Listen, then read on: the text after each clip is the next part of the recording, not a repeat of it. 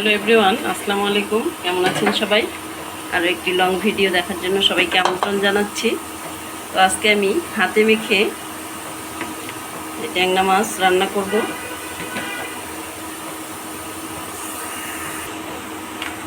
এর জন্য প্রথমে কড়াইতে আমি পেঁয়াজ কুচি, কাঁচামরিচ কুচি, রসুন কুচি সব দিয়ে দিলাম।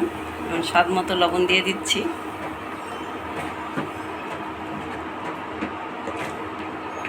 পরিমাণ মতো হলুদের গুঁড়া।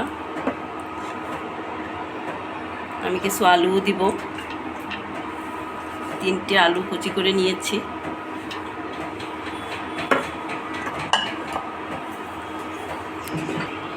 তারপর সাদা তেল দিয়ে দিচ্ছি।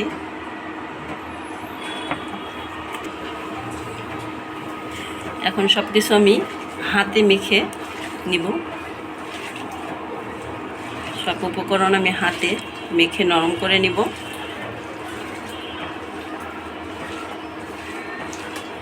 এভাবে আপনারা কে কীভাবে এই মাছ রান্না করে খান জানি না, তবে আমি এভাবেই রান্না করি।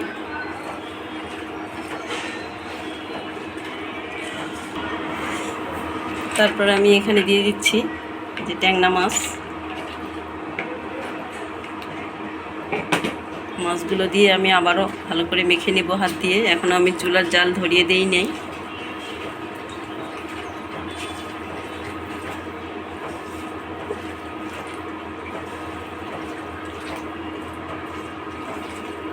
তারপর আমি এখানে পরিমাণ মতো পানি দিয়ে দিব।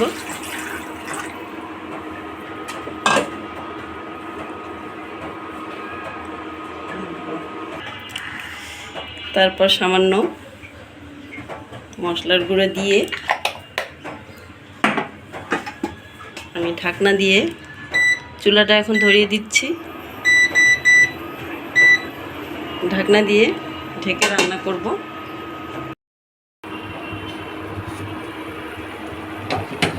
একটু ঢাকনা খুলে নেড়ে দিব মাঝখানে।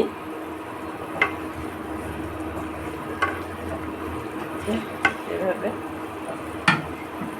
এখনো হয়নি,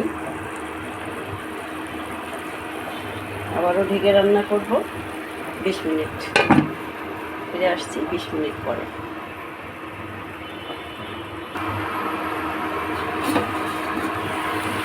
ফিরে এলাম 20 মিনিট পরে।